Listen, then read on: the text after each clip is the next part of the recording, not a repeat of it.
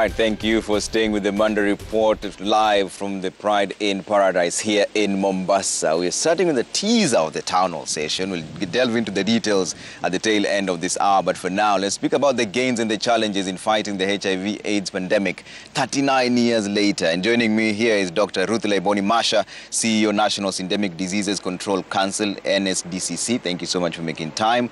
Dorothy Onyango is here. She's the CEO of WOFAK. WOFAK is Women Fighting HIV and AIDS in Kenya. Thank you so much for making time. And Nelson Otuoma, Executive Director, NEFAC. That is a network of people living with HIV and AIDS as well. Thank you so much for making time.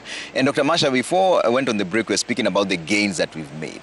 What are the numbers saying? Are we heading in the right direction 39 years down the line? Thank you, Trevor. Yes, indeed. We are looking back at a period where we have made significant progress. And our progress is measured in 3 areas. One, our business model is that we want to stop new HIV infections. In the last 10 years, we have reduced the new HIV infections by about 78%. So 2013, we had about 101,000 new HIV infections. But in 2022, that number has gone down to about 22,000. The other thing that we check on how well we are doing is ensuring those people living with HIV have access to treatment, and they also have achieved viral load suppression. Currently, we have about 1.4 million people living with HIV, and out of those, we have about 98% of them receiving antiretroviral treatment. The other thing that we have made significant progress is around ensuring that we reduce the number of AIDS-related deaths. And we have moved from about 58,446. That was 10 years ago. By end of 2022, the number of AIDS-related deaths had reduced to about 18,000. Now, while you're making that progress, one of the areas that is becoming more and more stubborn is the new infections coming from mother-to-child transmission of HIV. Last year, that's 2022, we had about 4,400 children who acquired HIV through mother-to-child transmission. The other element, of course, that is still stubborn is the fact that the age that is getting HIV, the new infections, about 75% of all new HIV infections are for children and the young adults until the age of 34. If you remove the ones getting infected from their mothers through either birth, breastfeeding, we get about 75% probably getting HIV from sexual transmission, which is the main route of HIV transmission, and injecting drug practices, especially for the men and boys. So if you're making progress, yes. Yeah. If the progress is sufficient to allow us to end AIDS by 2030, that's the question we must look at. Yeah, and we'll get to that question in just a bit. Let me bring in Dorothy Onyango on this, and you've been dealing with women fighting HIV and AIDS. How have you seen the progress, especially to one of the parameters that Dr. Masha was talking about, access to treatment, especially for women? Thank you, Trevor. I can't agree more to what Dr. Masha has said, because I'm looking back in the 90s when some of us were diagnosed with HIV and we did not have medication, and the number of deaths were too many. So some of us have been lucky to be able to take medication, and we can see the progress. I've been positive for 33 years, and this is because of the ARVs that have been put in place, of course, due to the advocacy that people living with HIV and communities have fought through to be able to make sure that there is medication.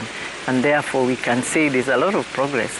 I think the challenge that is still there is now the new infections for young people living with HIV.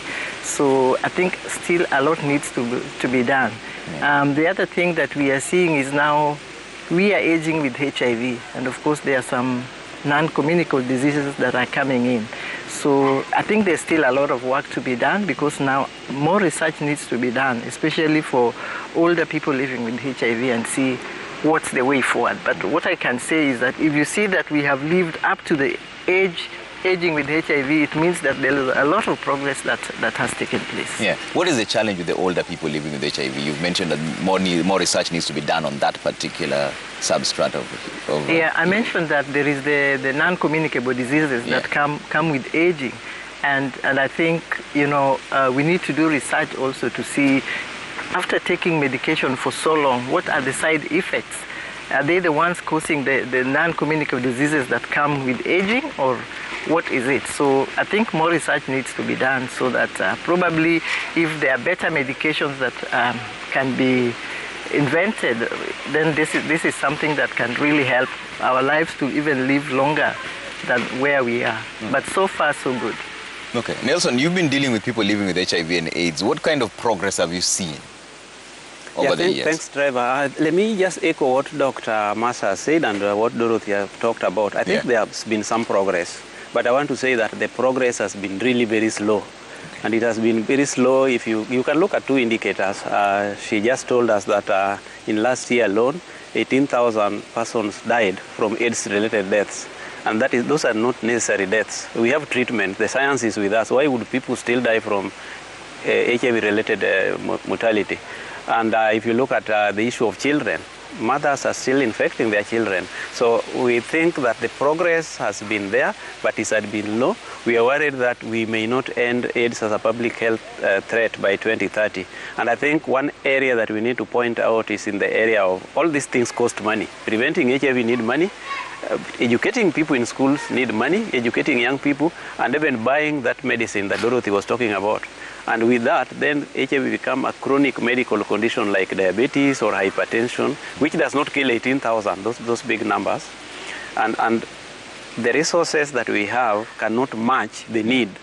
And I think the only thing that we can ask our country, and that's why we have a conference here, is that we do more direct investment in terms of HIV. Because AIDS is not over. If 18,000 people can die in a year, then it means that the threat is still real. So according to you, what is the main challenge here? Is it the funding or the lack of information, or both?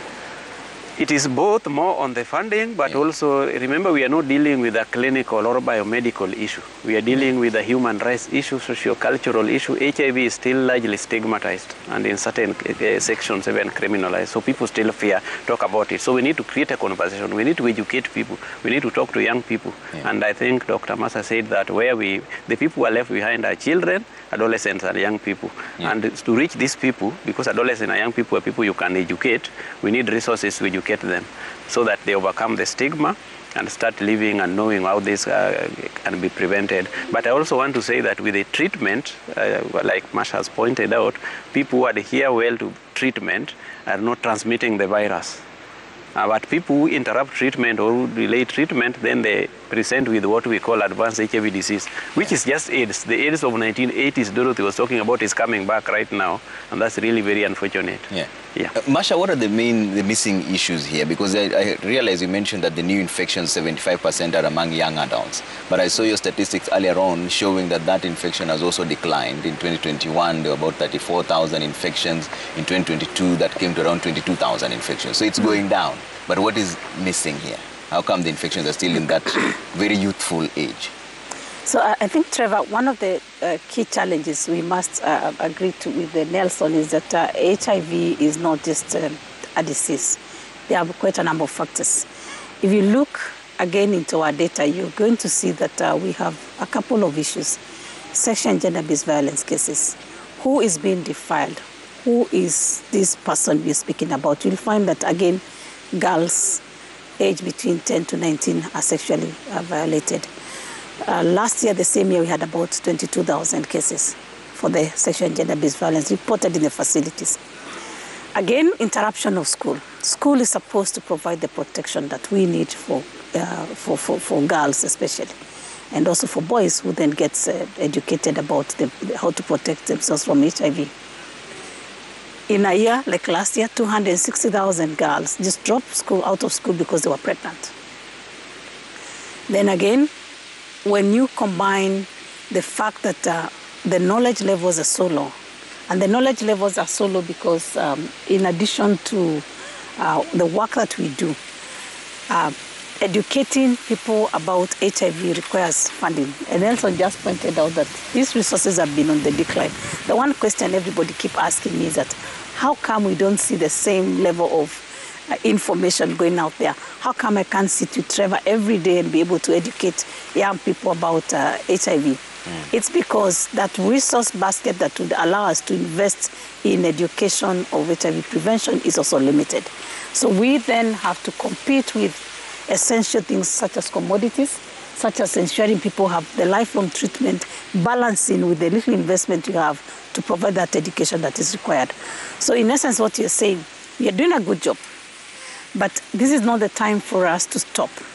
And Dorothy rightly said, we have a whole aging cohort of people living with HIV who require HIV to be treated as a chronic illness, who require us to ensure that the way we have put them on universal access to HIV medicine, we are also giving them universal access and coverage of services for diabetes, for cancer, which we rightfully know that like women living with HIV are 5 times likely to get cervical cancer.